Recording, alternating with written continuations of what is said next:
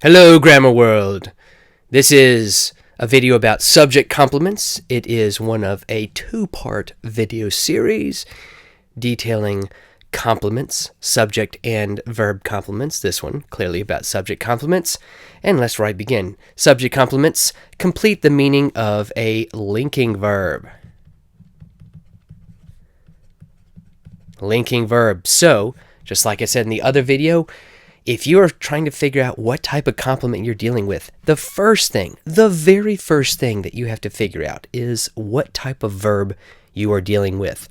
So a subject complement comes in two flavors.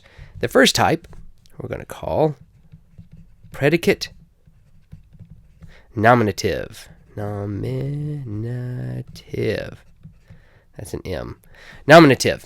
And this comes from the root word nomen, which means name, which is where we get the term noun from, because a noun names something. So a predicate nominative names what the subject is. So it's going to be connecting, the verb is going to be connecting the subject to a noun or pronoun.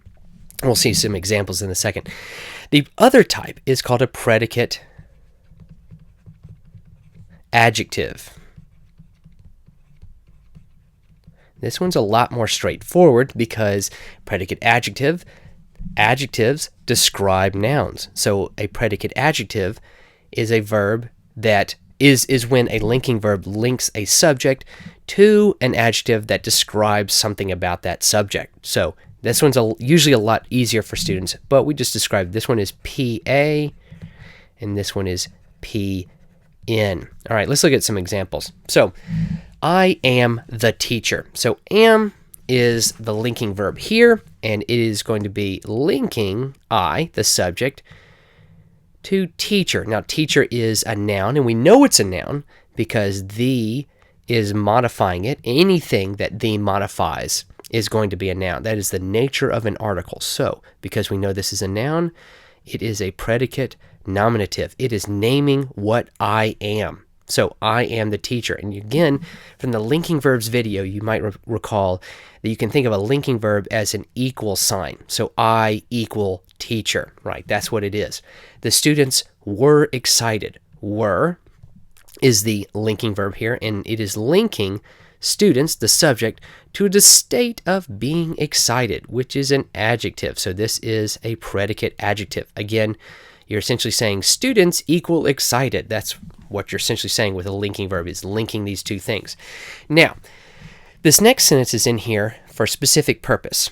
When you are dealing with complements, one thing that complements are not are prepositional phrases. So if you wrote off to the side here, prepositional phrases or phrase does not equal object. Right, does not equal complement, if you will.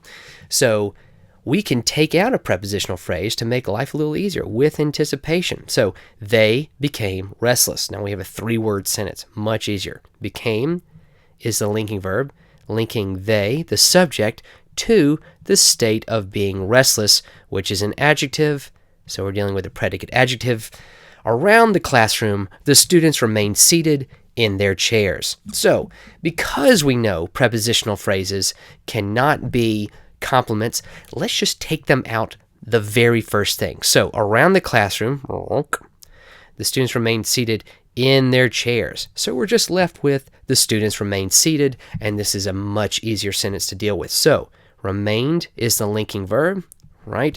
And then it's going to be linking the subject, which is students, to the adjective of seated. It's describing the students. They are in the state of being seated. So it is a predicate adjective. So again, pretty straightforward here with subject complements because you're just telling something about the subject, and that's what linking verbs do.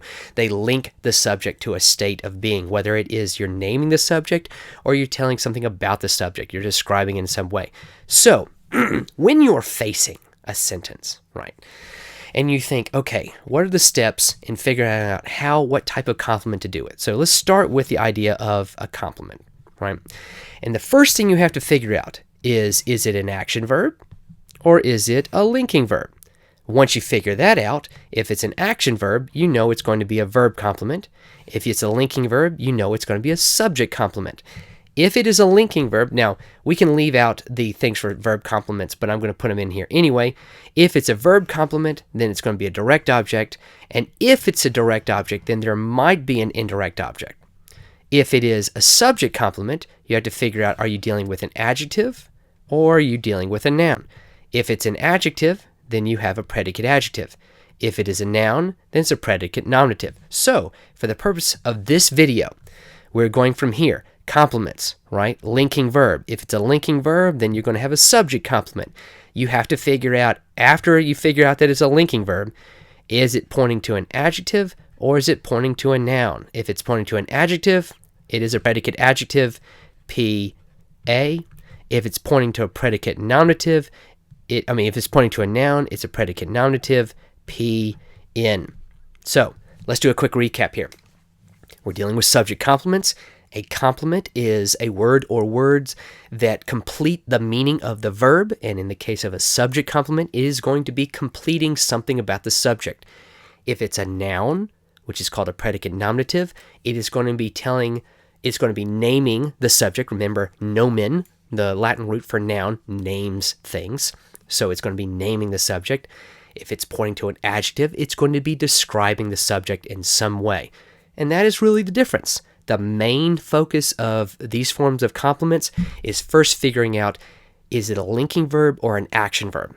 After you've done that, the other part is relatively simple. So, if you're having trouble with action and linking verbs, I urge you to go watch my video on action and linking verbs. Thank you very much.